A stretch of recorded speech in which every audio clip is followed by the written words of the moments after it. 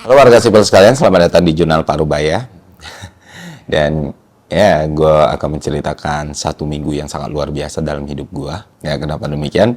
Karena dalam satu minggu yang sama, dua anak gue lahir. Yang pertama anak biologis, kedua anak ideologis. Dan cerita soal satu minggu ini akan gue share kepada teman-teman semua. Dekat pada Bapa, jangan kau ganggu ibumu. Turunlah lekas dari pangkuannya, engkau lelaki kelak sendiri. Apa? Duduk sini nak. Oh, it's okay. It's okay. Jadi, ama.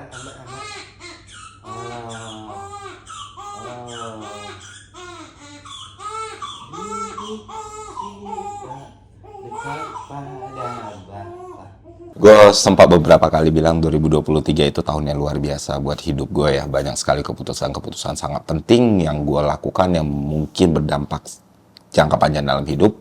Gue ambil di tahun ini. Misalnya kayak resign dari pekerjaan sebagai PNS, buat perusahaan baru, buat company baru, masuk ke bidang-bidang yang sebelumnya belum pernah gue masukin. Terus ya, terakhir gue sama teman-teman, 8 founder yang lain itu buat media baru yang namanya Malaka Project.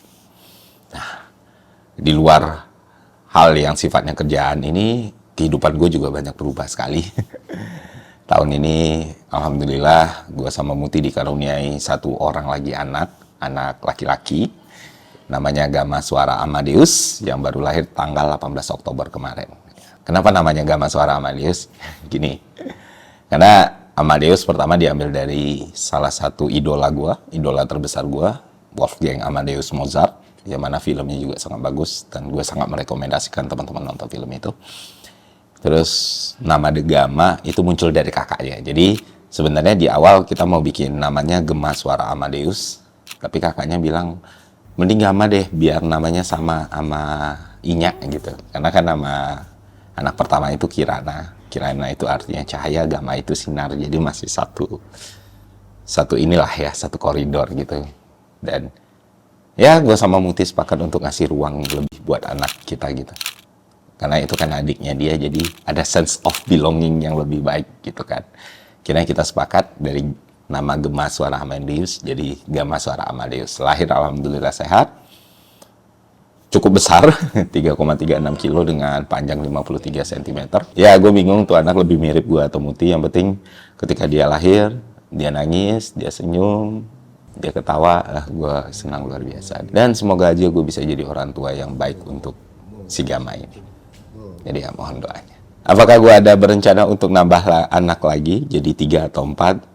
Sejauh ini nggak ada ya, kayaknya cukup 2, supaya kita bisa lebih fokus ngasih semua yang bisa kita beri untuk kedua anak ini gitu. Karena kan gue ngukur juga kapabilitas gue seperti apa, kapasitas gue seperti apa, kemampuan gue bagaimana. Dan kayaknya untuk punya anak lebih dari 2, belum waktunya gitu, untuk keadaan gue yang sekarang. Itu sih kurang lebih update sedikit kehidupannya. Jadi ya sesuatu yang sangat luar biasa dan lengkap sepasang gitu. Nah, tanggal 18 anak gue lahir, persalinan ya persiapannya mungkin sekitar 3 hari sebelum tanggal 18. 2 hari kemudian setelah tanggal 18, tanggal 20, Malaka Project resmi dirilis. Ya, kita bikin launching, gue sama 8 founder yang lain. Dan syukurnya launchingnya berhasil. Oke. Maksudnya animo masyarakat tinggi, antusiasme masyarakat tinggi waktu kita buka itu. Pertama kali karena gratis kan, kita cuma nyediain sekitar 1000 seat. Ternyata dalam waktu 1 menit itu habis semua gitu. Sampai websitenya down dan trafficnya itu mencatat dalam waktu kurang dari 5 menit itu ada sekitar 4.800 antriannya. Gila sih. Dan ya sebelum sosial medianya rilis, kontennya dibuat, kita udah punya follower kurang lebih 30.000, subscriber kurang lebih kemarin per hari ini sekitar 30.000 juga. Kalau Instagram itu kalau nggak salah udah 50.000 sekian. Di satu sisi menyenangkan, membahagiakan gitu. Ada antusiasmenya, ada semangatnya, tapi di satu sisi ada kekhawatiran, ada ketakutan, nggak bisa memenuhi ekspektasi dari yang orang-orang lain harapkan dari Malaka Project. Cuman ya, gue nggak bisa janji banyak. Yang bisa gue janjikan adalah gue dan 8 teman-teman yang lain akan berusaha banget bikin Malaka Project ini bunyi gitu loh, sustain gitu, nggak cuma sekedar jadi apa ya? Kalau dalam musik itu one hit wonder gitu. Jadi ya bisa memberikan lebih banyak kebermanfaatan buat masyarakat. Salah satunya ya program beasiswa yang kita launching kemarin. Gue sama 8 teman yang lain, itu urunan, kita mau membiayain kurang lebih 9 orang anak untuk menyelesaikan kuliahnya sampai wisuda. Jadi mahasiswa-mahasiswa yang punya masalah di biaya UKT atau yang terancam berhenti kuliah, itu bisa terbantukan dengan program ini. Syaratnya ya kalian bisa lihat di Instagram, di situ udah diposting seluruhnya. Jadi mungkin kalau kalian merasa butuh biaya UKT atau atau biaya tambahan untuk melanjutkan pendidikan, bisa mencoba beasiswa dari Malaka Project ini. Dan ya nggak ribet sebenarnya, nggak harus ngurus administrasi atau gimana-gimana. Ada satu pertanyaan dan tolong kalian jawab dalam bentuk video, durasi maksimal 2 menit, tag Malaka Project. Menyenangkan kan? Dan gue berharap sih semoga kita bisa membiayai lebih dari 9 orang anak ya, karena gue percaya banyak orang yang punya kepedulian yang sama, punya resource yang sama, atau bahkan lebih, dan punya keinginan yang sama. Jadi kita juga ngasih wadah buat teman-teman, buat influencer mungkin, public figure, pengusaha yang emang pengen kontribusi juga. Nanti kita siapin mekanismenya di Malaka Project. Jadi ya simpelnya, makin banyak yang bisa dibantu kan makin baik. Begitu. Beasiswa ini pun sendiri sebenarnya kan, kalau setahun yang lalu, gue pribadi udah bikin program yang sama dengan skala yang lebih kecil ya. Karena waktu itu gue nanggung biaya UKT anak-anak yang lulus UTBK tapi nggak punya biaya gitu.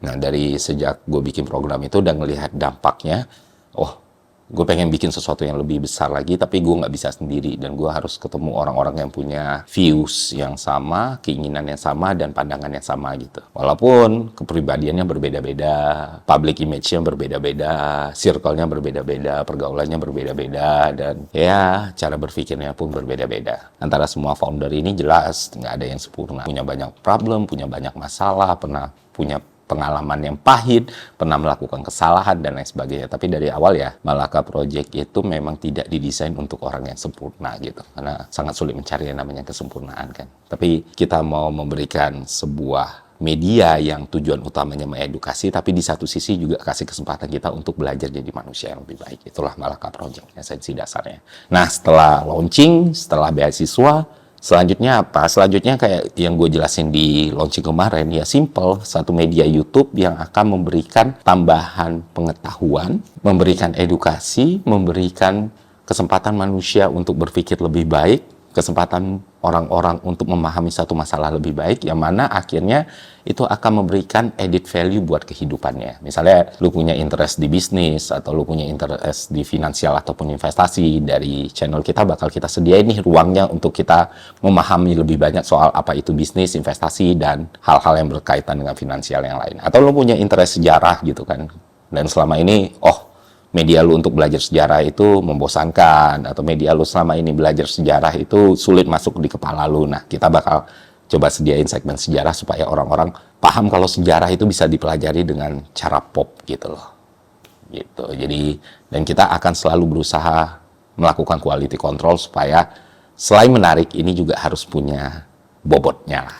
Dan beberapa bidang lain ya yang kayak berusaha kita munculkan nanti ya di Malaka Project. Misalnya kita ngitung, misalnya ada fenomena sosial atau ada angka dan data dikalkulasikan secara matematika, itu bagaimana, misalnya kayak mengukur angka kemiskinan itu formulanya seperti apa, itu juga akan dijelaskan di Malaka Project. Beberapa hal lain seperti kemampuan kognitif, logika, rasionalitas, masalah politik dan ekonomi juga akan kita bahas di situ. Jadi kita berusaha membuat proses untuk mempelajari sesuatu atau memahami sesuatu, proses kita untuk mendapatkan pengetahuan dan mengasah cara berpikir itu bisa jadi sangat menyenangkan dan menghibur. Itulah gagasan utama dari Malaka Project itu sendiri. Kita memang nggak bisa ngasih kalian ijazah, kita nggak bisa ngasih kalian validasi, tapi kita bisa ngasih kalian media untuk berpikir. Dan semoga ini getting big and bigger lagi gitu. Semoga dari 9 orang bisa jadi 20 orang or something like that. Dan kalau kalian nonton video launchingnya, karena kita upload semuanya di sosmed ya, nggak ada berbayar gitu, talk show-nya ataupun monolognya. Kalian mungkin paham beberapa pertanyaan yang dari awal ditanyakan ke gue misalnya. Salah satunya yang paling sering adalah, kenapa ada Coki Pardede? Nah, gue berharap kenapa gue tayangkan semuanya, kenapa acaranya nggak ada yang gue cut full, terus gue bagi-bagi per segmen, supaya orang-orang tahu loh. Kalau manusia itu sangat kaya akan spektrum gitu loh. Ketika ada satu hal yang menurut lo negatif, bukan berarti dia nggak punya sesuatu yang positif yang bisa dibagi ke masyarakat. Begitu juga kalau dia punya sesuatu yang positif, bukan berarti dia nggak ada kekurangan. Nah, inilah yang berusaha kita embrace di Malaka Project. Kalau memang ya udah semua orang di situ ya dirinya sendiri dengan kelebihan dan kekurangan tadi, termasuk Coki Pardede. Ketika orang bertanya, kenapa lu ngajak ke Coki Pardede? Emang dia edukatif, emang dia mikirin masyarakat, emang dia punya kepedulian, dia kan nggak punya perasaan dan lain sebagainya. Semua kan based on asumsi lu ya tentang Coki. Tapi bisa jadi orang lain melihat Coki dengan cara yang berbeda. Nah, gue pribadi adalah, gue selalu melihat Coki Pardede itu salah satu public speaker terbaik yang pernah ada di Indonesia. Kalian bisa lihat di acara itu, semua orang bicara kan, dan kalian bisa merasakan lah. Bahkan gue sendiri pun masih merasa sangat gugup ketika harus ada di depan ribuan orang di stage sebesar itu gitu. Begitu juga yang dirasakan teman-teman lain. Tapi Coki ketika dia datang presensinya aja udah beda. Dia bisa kendaliin stage itu, dia sama sekali tidak terlihat grogi. Pilihan katanya bagus, wordingnya bagus, dan dia masih bisa memberikan nilai-nilai positif di antara humor yang luar biasa lucu. Dia bisa shifting dari yang seru, menghibur, terus menginspirasi. Bahkan salah satu momen yang bikin gue merinding ya waktu Coki ngomong panjang umur perjuangan, karena itu benar-benar datang dari dirinya sendiri dan genuine. Dan karena itu emang yang Coki rasain selama project ini jalan, Coki benar-benar excited dan dia pengen, kalau dia ngomong ke gue, dia pengen ngasih, kalau emang ada hal yang bagus dari gue, tanpa dia pernah menutupi hal yang buruk dari dia ya, dan itu bisa berguna buat orang lain, ya why not. Jadi adanya Coki di sini bukan cuma untuk memberikan variasi ya, tapi juga memberikan pelajaran buat semua orang bagaimana bicara di depan kamera, bagaimana bicara di depan orang umum, bagaimana bisa menguasai diri sendiri, mengenal diri sendiri, memahami apa yang kuat dari kita dan tidak kuat dari kita. Dan itu semua bukan cuma masyarakat yang butuh, gue sendiri bagian dari Malaka Project butuh belajar langsung dari seorang Coki Pardede. Dan gue kira semua orang yang melihat performa Coki Pardede di show itu juga punya kesimpulan yang sama ya, kalau orang ini benar-benar monster Pak untuk urusan public speaking. Gue nggak bisa cerita sekarang, tapi sesuatu yang mungkin hampir tidak pernah dia lakukan di channel YouTube atau di video yang lain. Jadi ya sesuatu yang fresh lah, yang bisa jadi pelajaran untuk kita semua. Dan begitu juga talent-talent lain kayak Fatia, Jerome, Auri, Angie, Kania.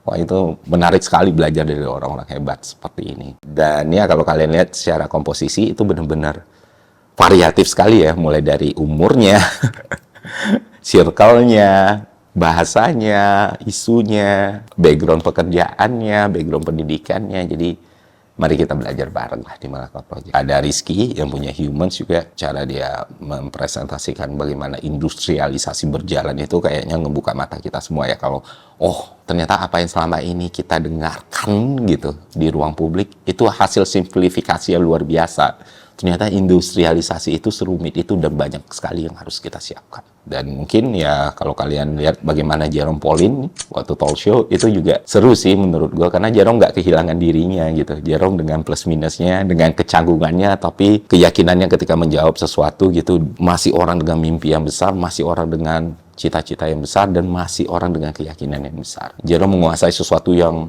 mungkin paling dibenci oleh para pelajar, mahasiswa atau siswa ya.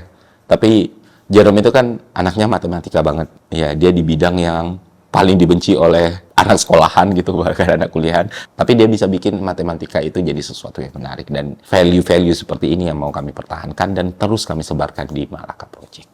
Nah, kurang lebih seperti itulah sedikit rekap hidup gue dalam 1 minggu ini. Terakhir, yang mungkin kalian nggak tahu tentang Malaka Project ya, persiapannya kan mepet banget nih. Kurang dari 10 hari kami harus hire pegawai, kami harus buat launching, kami harus aktivasi sosial media. Nah, 3 ini harus jalan paralel nih. Di satu sisi untuk kehidupan pribadi gue juga harus nyiapin persalinan anak gue kemarin. Jadi ya semuanya itu terjadi dalam waktu kurang dari 10 hari. Minus 4 hari gue di rumah sakit, jadi ya gue nggak bisa terjun langsung. Syukurnya semuanya berjalan dengan sangat baik kan. Dari mulai aktivasi sosial medianya, launchingnya, sampai perekrutan timnya gitu. Jadi ya kalau kalian melihat ada hal baik dan bagus dari Malaka Project itu adalah hasil dari teman-teman di dalam Malaka Project itu sendiri. Gue sangat berterima kasih dan gue sangat bersyukur bisa mendapatkan tim sehebat ini. Jadi semua kredit, semua keberhasilan, semua hal yang baik yang kalian lihat dari Malaka Project, ya itu datang dari mereka-mereka ini. Makanya gue semakin semangat untuk berusaha yang terbaik buat Malaka Project. Jadi sekali lagi mohon doanya. Ya, itu aja sedikit jurnal Parubaya kali ini. Semoga bermanfaat. Sampai jumpa di konten selanjutnya. See ya.